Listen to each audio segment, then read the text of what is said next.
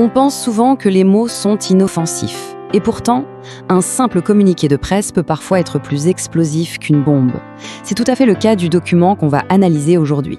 Une déclaration solennelle qui ne parle pas d'une simple mort, mais qui accuse, noir sur blanc, d'un assassinat politique au Cameroun. Alors, plongeons ensemble dans ce texte pour comprendre comment les mots sont utilisés ici comme de véritables armes. Et là, dès le début, ça ne traîne pas. L'accusation est posée, nette, claire, sans appel. Le mouvement pour la renaissance du Cameroun, l'UMRC, écarte d'emblée toute idée de mort naturelle. Le mot choisi est lourd de sens, exécution. Ce seul mot change tout. On passe d'un drame personnel à une véritable affaire d'État. C'est la pierre angulaire de tout leur argumentaire. Pour bien saisir la portée de ce texte, il faut d'abord regarder ses affirmations clés. Comment le MRC formule-t-il son accusation ?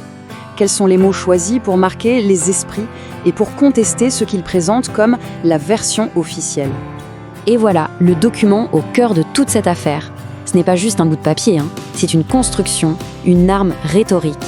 Chaque mot, chaque phrase est calculée pour démolir le récit d'une mort accidentelle et le remplacer par une autre histoire, celle d'un acte prémédité, directement lié à l'engagement politique d'Anicet Kani. La stratégie du communiqué, elle est limpide. Il s'agit de mettre face à face deux récits qui ne peuvent absolument pas coexister. D'un côté, la version officielle, simple, presque clinique, une maladie chronique.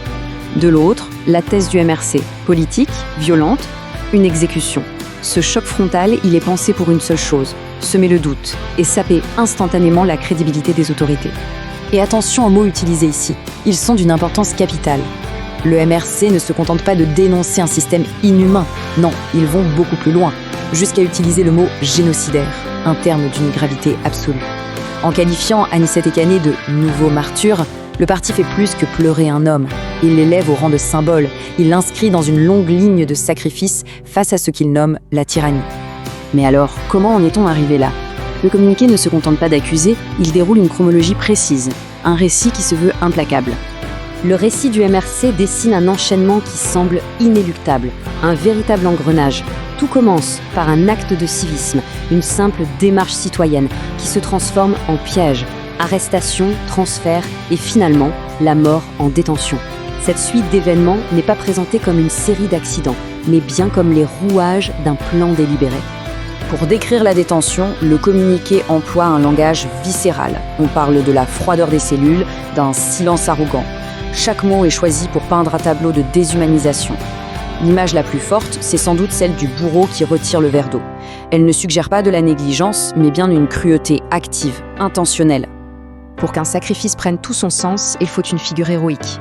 Le communiqué s'attache donc à brosser le portrait d'Anicet Kani, non pas en victime, mais en combattant.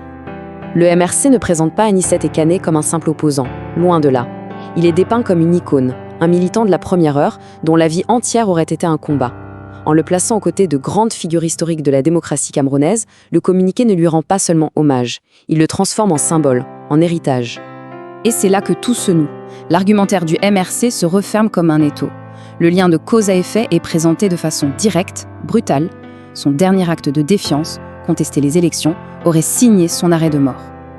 Pour le parti, il n'y a aucune place pour la coïncidence, il n'y a qu'une sentence. Mais un communiqué de ce genre, ce n'est pas qu'une complainte. C'est avant tout un manifeste. La conclusion n'est donc pas un adieu, mais un véritable appel aux armes. La rhétorique est puissante. La défaite physique est complètement retournée pour en faire un triomphe moral. La mort des Khan n'est plus une fin, mais la preuve ultime que ses idéaux sont plus forts que la brutalité de ses geôliers. Le but est clair, transformer le deuil en carburant pour la lutte. L'utilisation de cette citation, c'est un coup de maître. Elle sort le récit du champ purement politique pour l'amener à une dimension universelle, presque spirituelle. Le MRC ne dit plus seulement qu'il est mort pour ses idées, mais qu'il a accompli son destin, qu'il a fait ce qui était nécessaire sur cette terre. Et la conclusion, elle, est sans aucune ambiguïté. C'est un cri de guerre, un slogan révolutionnaire. Vive le Cameroun libre et mort à la tyrannie. Ces derniers mots sont une promesse. Le sacrifice d'un homme doit être l'étincelle qui ravive la flamme de la résistance. Le communiqué se clôt sur cette question ouverte qui est presque un défi lancé à la face du pouvoir, mais aussi à la société tout entière. En demandant quel est le prix à payer, le MRC ne cherche pas une réponse, il force une prise de conscience. Le prix du silence face à l'injustice ou le prix du combat? La question, elle, reste en suspens, bien après la lecture du texte.